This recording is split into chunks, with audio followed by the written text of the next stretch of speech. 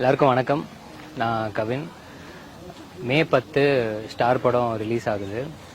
ஆக்சுவலாக படம் ரிலீஸ் அன்னைக்கு ஒரு வீடியோ ஒன்று போடலாம் அப்படின்னு மைண்டில் இருந்துச்சு.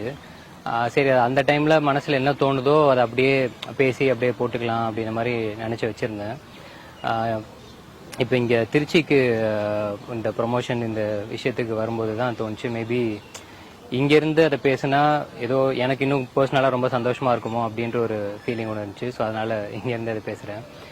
என்னோட என்டையர் லைஃப்லேயே வந்து ஒரு ஒரு கஷ்டம் கவலை அப்படின்னா எதுவுமே தெரியாமல் ரொம்ப ரொம்ப சந்தோஷமாக இருந்த டைம் எதுனா ஸ்கூல் டேஸ். அப்படி தான் அது எல்லாருக்குமே அந்த மாதிரி இருக்கும்னு நினைக்கிறேன். ஏன்னா லைஃப்பை பற்றின ஒரு பயமோ ஒரு எதிர்பார்ப்போ அடுத்து என்ன நடக்கும் அப்படின்ற மாதிரி எதுவுமே தெரியாமல் வெறுமனே ஜாலியாக மட்டுமே இருக்க முடியும்னா ஸ்கூல் அப்படின்னு எனக்கு அப்படி. ஸோ அப்படி இருந்த இடம் இது. அடுத்தது லைஃப் நம்மளை எங்கே கூட்டிகிட்டு போகுதுன்னு கூட நம்மளுக்கு தெரியாது. ஸோ எல்லா சர்ப்ரைசஸும் சேர்ந்தது தான் லைஃபு. அப்படி எல்லாத்தையுமே தாண்டி இன்னைக்கு எங்கேருந்து எல்லாமே ஆரம்பித்த இடத்துக்கு திரும்ப இங்கே வந்து நிற்கிறதுக்கு மிக முக்கியமான காரணம் நீங்கள் எல்லாருமே தான்.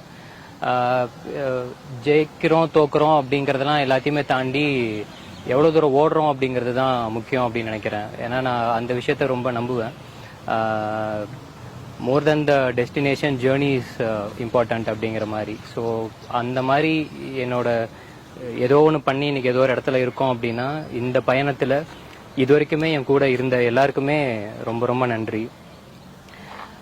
தோளில் தட்டி கொடுத்தவங்களாகட்டும், கை தூக்கி விட்டவங்களாகட்டும், என்னை திட்டினவங்க அடித்தவங்களாகட்டும், ஸ்கூலில் டீச்சர்ஸ் எல்லாருமே சொல்கிறேன்.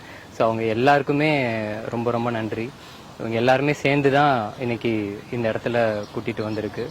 ஸோ அந்த வெற்றி தோல்வியெல்லாம் எதுவுமே இல்லாமல் நம்பிக்கையோட ஓடுறது தான் ஸ்டார் அப்படின்னு நினைக்கிறேன். அந்த மாதிரி நம்பிக்கையோட ஓடிட்டு இருக்கிற எல்லாருக்குமே இந்த படம் வந்து நிச்சயமாக கனெக்ட் ஆகும், எல்லாருக்குமே பிடிக்கும் அப்படின்னு நம்புகிறேன்.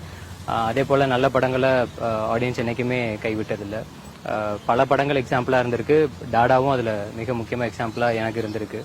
நிச்சயமாக அந்த வரிசையில் டாடாக்கு அப்புறம் இன்னொரு நல்ல படம் உங்கள் எல்லாருக்குமே ரொம்ப மனசுக்கு பிடிச்ச ஒரு படமாக மாறும் அப்படின்னு ரொம்ப நம்பிக்கையோடு சொல்லிக்கிறேன். ஸோ ஸ்டார் மே 10 முதல் உங்கள் திரையரங்குகளில்.